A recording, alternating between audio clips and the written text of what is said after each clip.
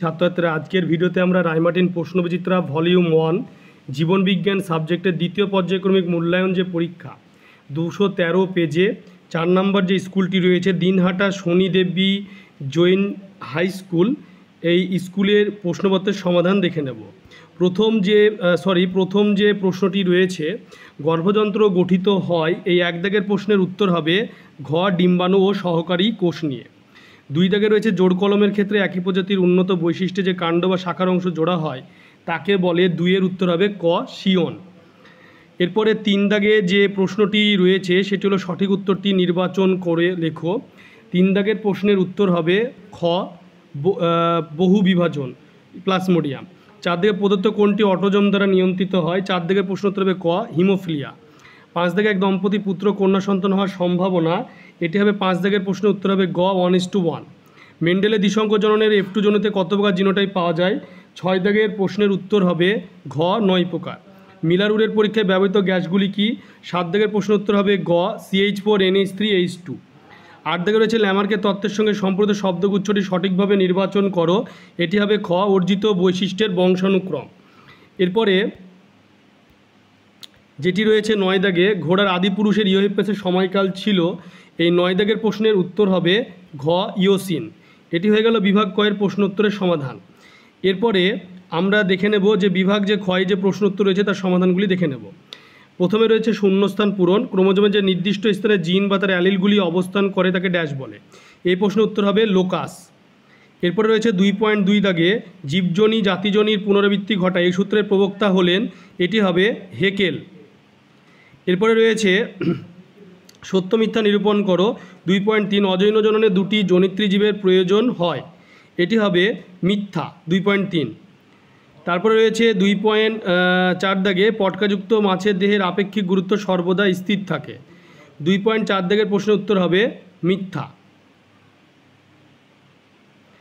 এরপরে যেটি রয়েছে সেটি হলো ডানবাম মেলানো।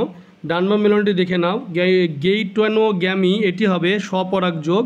44A+XY এটি হবে পুরুষদের ক্রোমোজোম, আর মুখ্য বৃদ্ধিকাল এটি হবে বয়সন্ধি দশা। এরপরে যেটি রয়েছে নিচে 4টি বিষয়ের মধ্যে 3টি একটি বিষয়ের অন্তর্গত, সেই বিষয়টি খুঁজে বের করে লেখো। এই যে অপশানটি রয়েছে সেটি হচ্ছে এখানে টোটাল যে বিষয় সেটি হচ্ছে থ্যালাসেমিয়া রোগ হবে। এখানে টোটাল বিষয়টি থ্যালাসেমিয়া মানে যে রোগ, সেই থ্যালাসেমিয়া রোগের সঙ্গে কানেকশন হবে, এটা উত্তরটি ভুল হয়েছে। হেপাটোমেগালি হবে না, এই প্রশ্নের উত্তরটি এটি হবে না, এটা হবে থ্যালাসেমিয়া যে রোগ রয়েছে সেই থ্যালাসেমিয়া রোগের সঙ্গে এটা কানেকশান রয়েছে, থ্যালাসেমিয়া রোগের সাথে।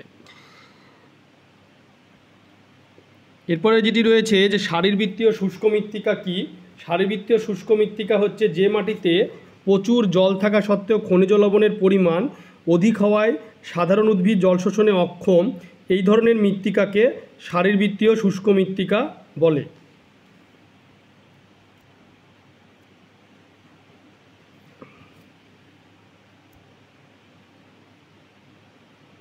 এরপরে রয়েছে বিভাগ যে গ, সেই বিভাগ গয়ের প্রশ্ন উত্তরের সমাধান দেখে নেব।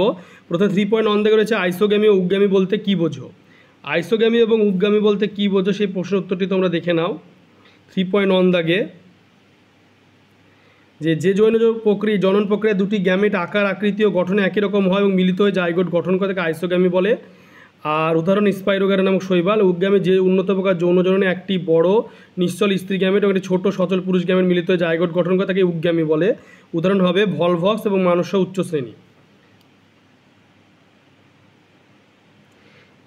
এরপরে রয়েছে 3.2 দাগে যে প্রশ্নটি রয়েছে সেটি দেখে নাও ভালো করে। সেটা জীবের বৃদ্ধি বিকাশের মধ্যে 2টি পার্থক্য। বৃদ্ধি এবং বিকাশের মধ্যে যে 2টি পার্থক্য রয়েছে সেটি ভালো করে দেখে নাও।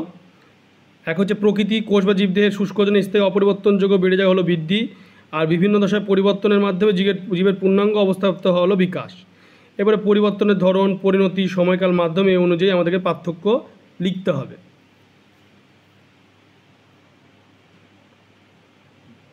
এরপর রয়েছে 3.3 দাগ।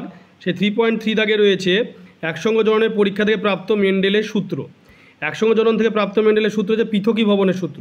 কোনো জীবের একজোড়া বিপরীত বৈশিষ্ট্য জনিত্রী যৌন থেকে অপত্য যন্ত্রে সঞ্চিত হওয়ায় সময় একত্রিত হলে বৈশিষ্ট্য বা অ্যালিলগুলি কখনো মিশ্রিত হয় না, বরং গ্যামেট গঠনকালে বিপরীতধর্মী বৈশিষ্ট্যগুলি পরস্পর থেকে পৃথক হয়ে যায়। এরপর রয়েছে 3.4 দাগের যে প্রশ্ন সেটি হলো মানুষের যে কোনো এই দুটি এক্স ক্রোমোজোম বাহিত বংশগত রোগ এবং তাদের লক্ষণ। সেই প্রশ্নের উত্তরটি হলো এক্স ক্রোমোজোম বাহিত বংশগত রোগ হলো হিমোফিলিয়া, একটা হলো বর্ণন্ধতা। হিমোফিলিয়ার লক্ষণ এই রোগে আঘাতপ্রাপ্ত স্থান থেকে অবিরাম রক্তক্ষরণ হতে থাকে, আর বর্ণন্ধতার লক্ষণ লাল সবুজ বর্ণ চিনতে না পারা বা লাল সবুজ বর্ণ দেখতে না পাওয়া।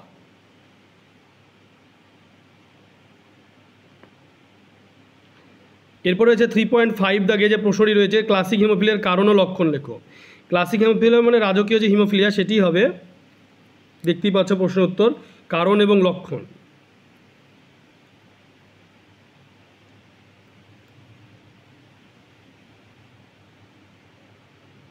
এরপরে 3.6 দাগে রয়েছে যে পায়রার বায়ুথলির অভিযোজনগত বৈশিষ্ট্য লেখো। বায়ুথলির অভিযোজনগত বৈশিষ্ট্য হচ্ছে ফুসফুসের সঙ্গে যুক্ত বায়ুথলিতে গরম বাতাস থাকে, পায়রা দেহ হালকা হয়, আর বায়ুথলিগুলি ফুসফুসে অতিরিক্ত বাতাস সরবরাহ করে যা অধিক শক্তি উৎপাদনের জন্য প্রয়োজন। বায়ুথলি দেহের ভারসাম্য নিয়ন্ত্রণের সহায়ক, বায়ুথলি বায়ু দ্বিশোষণে সাহায্য করে।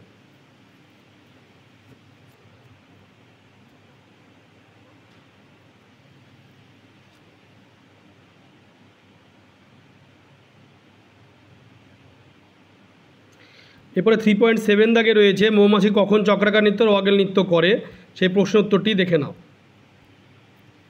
ওয়াগল নৃত্য খাদ্যের অবস্থান চাক থেকে 100 মিটারের দূরত্বের মধ্যে যদি হয় তাহলে কর্মী মৌমাছিরা চাকের সামনে উল্লম্বতলে ইংরেজি আটক করে নেয়, নৃত্যের ভঙ্গিতে উঠতে থাকে, যা দেখে অন্য কর্মী মৌমাছিরা খাদ্যের অবস্থান নির্ণয় করতে পারে।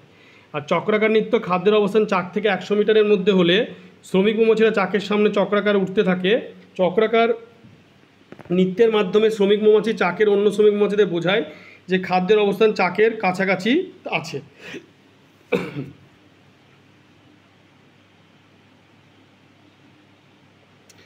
এরপরে 3.8 দাগে রয়েছে সমস্ত সমৃদ্ধ অঙ্গের মধ্যে প্রদত্ত বিষয়ের পার্থক্য, প্রকৃতি আর বিবর্তন। এখানে তোমরা বিবর্তনের বিষয়টি দেখতেই পাবে। বিবর্তনের যে বিষয় যেটি রয়েছে সেটি হলো এই প্রশ্নোত্তরে বিবর্তন রয়েছে এই পোর্শনটিতে, গুরুত্বর পোর্শনটিতে। এটা হলো অপসারী বিবর্তন, এটা হলো অভিসারী বিবর্তন, এটা দেওয়া রয়েছে। এবং প্রকৃতি যেটি রয়েছে সেটা হলো যে এরা উৎপত্তিগতভাবে কিন্তু একইভাবে লাভ করে, আর এরা হলো উৎপত্তিগতভাবে কিন্তু আলাদা সমৃদ্ধ অঙ্গগুলি।